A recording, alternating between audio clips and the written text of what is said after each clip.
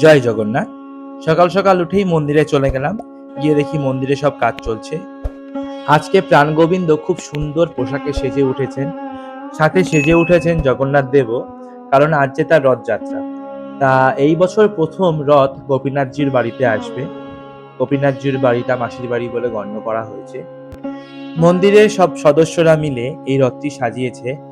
Artificial ফুল, গাছের পাতা এসব দিয়ে সাজানো হয়েছে। এই যে আমাদের জগন্নাথ দেব, শুভর বানানো তাহিয়াটা পরে জগন্নাথ দেবকে খুব সুন্দর লাগছে। জগন্নাথ দেবের রথ তো আমরা সবাই চালাই, ওনাকে সবাই পুজো করি, কিন্তু আমরা কতজনই বা জানি জগন্নাথ দেবের জন্ম বৃত্তান্ত। এই বর্ণনা আমরা মূলত তিনটি জায়গা থেকে পেয়ে থাকি। প্রথম স্কন্দ পুরাণ, দ্বিতীয় চৈতন্য চরিতামৃত ও তৃতীয় শীল ভক্তি সিদ্ধান্ত সরস্বতী ঠাকুরের রচনা থেকে। তবে দেরি না করে জগন্নাথের নাম নিয়ে জেনে নিই সেই বৃত্তান্ত।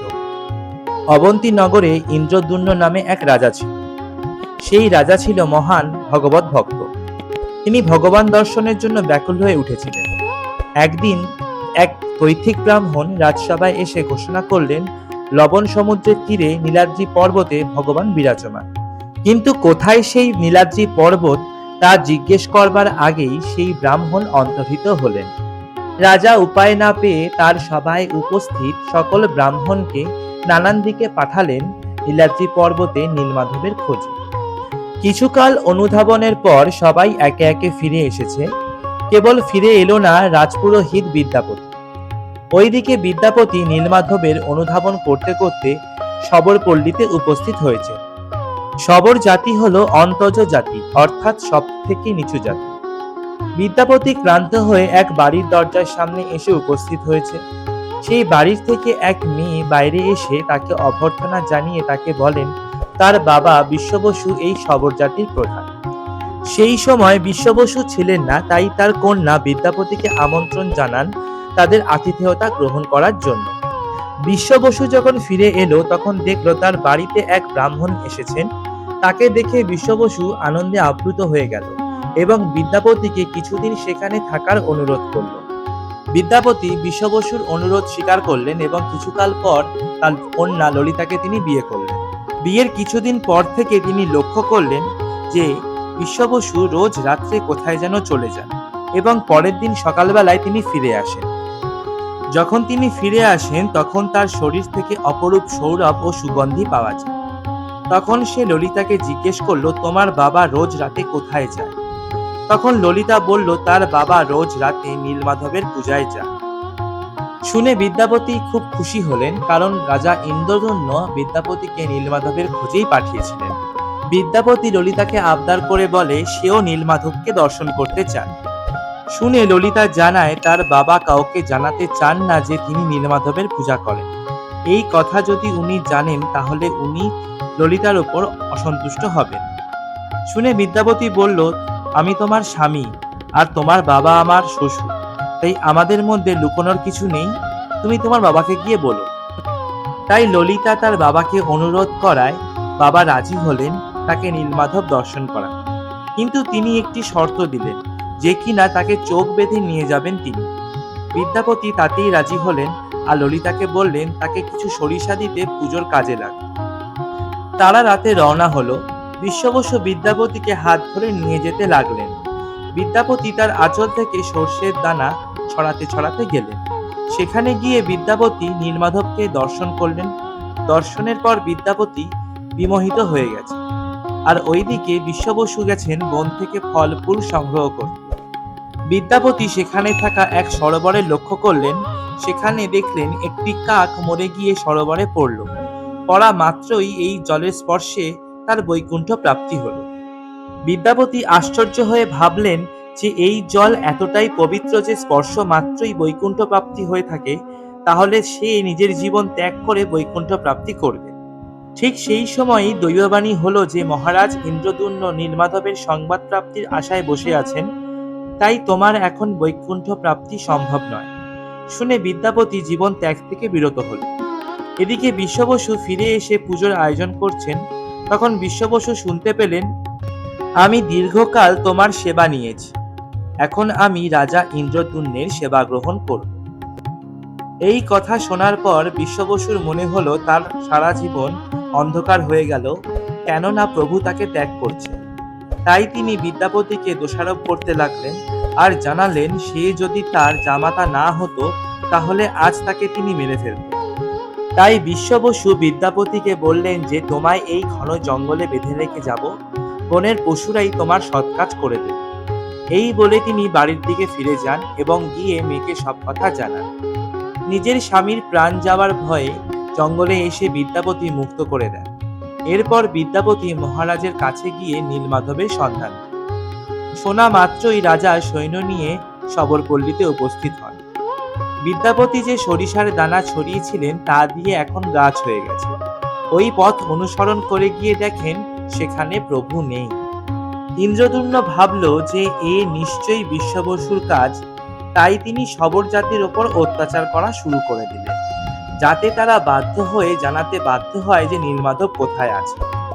এরই মধ্যে রাজা ইন্দ্রদুম্ন স্বপ্নে নীলমাধবের দর্শন পান এবং সেখানে নীলমাধব রাজাকে জানায়, তুমি নীলমাধব রূপে আমাকে আর দর্শন করতে পারবে না। এই রূপ বৈকুণ্ঠে ফিরে গেছে, তবে আমি এক দারুব্রহ্ম রূপে ভেসে এসেছি। সেই স্বপ্ন দেখা মাত্রই রাজা সমুদ্র পাড়ে এসে দেখে সেই কাষ্ঠ, তবে তিনি একা সেই কাঠ তুলতে পারলেন না। তার আশেপাশের লোকজন এমনকি রাজার সমস্ত সৈন্য মিলেও তাকে তুলতে পারল না। রাতে আবার তিনি স্বপ্ন পেলেন যে এই দারুব্রহ্মের এক পাশ যদি বিশ্ব বসু ও আর এক পাশ যদি বিদ্যাপতি ধরে তবেই তা জল থেকে তোলা সম্ভব। সেই মতোই কাজ হলো, কিন্তু সেই কাঠ দিয়ে মূর্তি বানাবে কে? রাজা সকল শিল্পীকে খবর দিলেন, কিন্তু সবাই বিফল হলো। কিছুদিন পর অনন্ত রানা নামে এক ব্রাহ্মণ এলো এবং তিনি বললেন তিনি মূর্তি তৈরি করে দেবেন।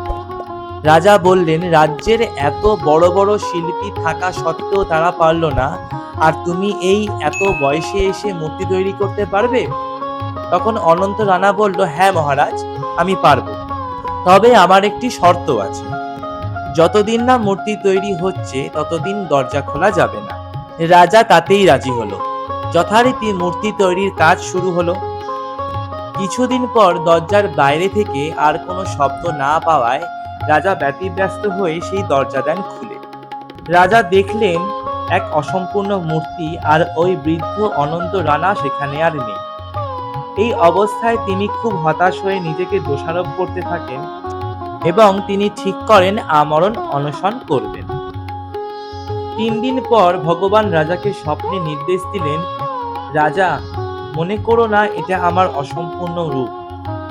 এই রূপেই আমি বৈকুণ্ঠে নিত্য বিরাজমান, আর এটাই আমার নিত্য সচ্চিদানন্দ বিগ্রহ। তাই তুমি এই রূপেই আমাকে প্রতিষ্ঠা করে পুজো করো। তখন রাজা ব্রহ্মার দ্বারা সেই বিগ্রহ প্রতিষ্ঠা করেন এবং পূজার প্রচার করেন। সেই ওই রূপেই ভগবানের নিত্য পুজো এখনো পর্যন্ত হয়ে আসছে। আর এদিকে আমাদের রথ মাসির বাড়ির সামনে এসে উপস্থিত হয়েছে। আমাদের জগন্নাথের মাসি পাখারা বাতাস দিয়ে তাকে বরণ করে নিচ্ছে। এই গোপীনাথের বাড়িতেই জগন্নাথ দেব এখন 9 দিন থাকবে। এই বছর প্রথম গোপীনাথ জিউয়ের বাড়িতে জগন্নাথ দেবের আগমন। শত শত ভক্তবৃন্দকে নিয়ে জগন্নাথ দেব আজ মাসির বাড়ির সামনে উপস্থিত হয়েছে।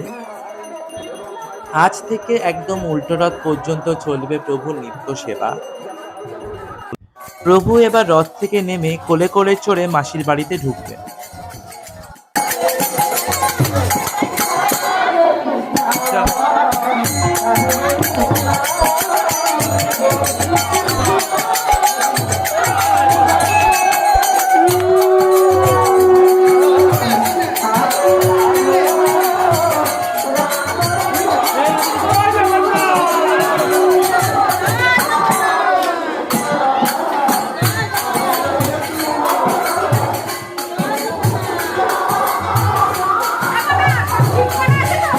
হ্যাঁ, শুধু গিয়ে বসে পড়বে।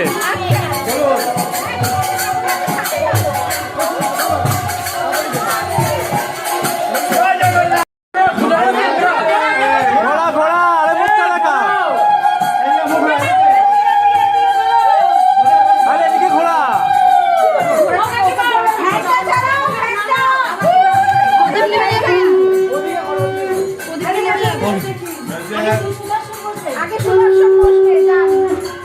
সুদর্শন সুদর্শন হয়ে গেছে।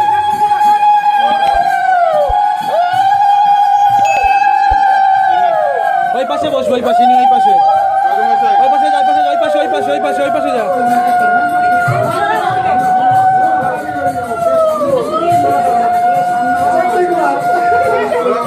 দাঁড়াও দাঁড়াও দাঁড়াও দাঁড়াও, আস্তে আস্তে বসাই, পরে ঠিক করে দেবো। থাক এখন, থাক থাক, পরে ঠিক করে দেবো।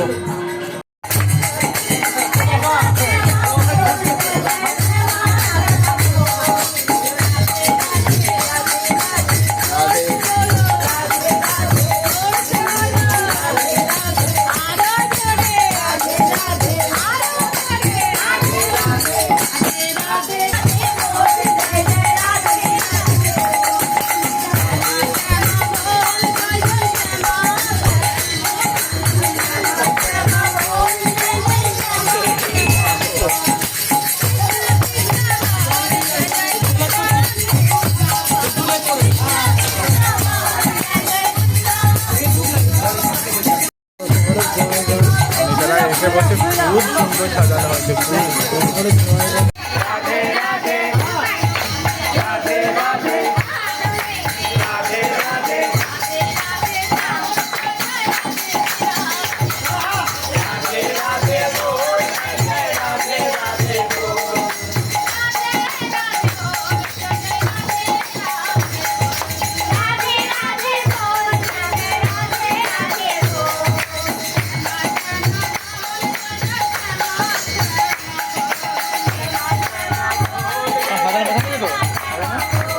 পুরো দেখেনি, আসেনি এখনো। বুঝতে পারিনি, চেষ্টা করবো তখন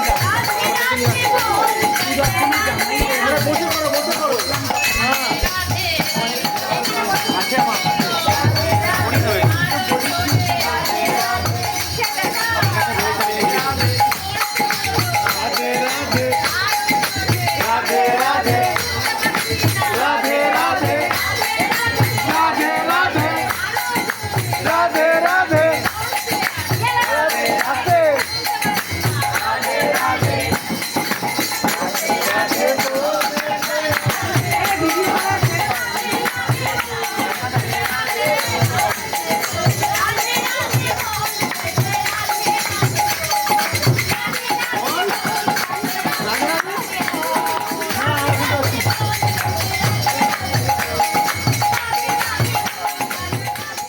ভিডিওটি ভালো লেগে থাকলে শেয়ার করবেন, সাবস্ক্রাইব করবেন এবং সঙ্গে থাকবেন। আর সব সময় বলবেন জয় জগন্নাথ।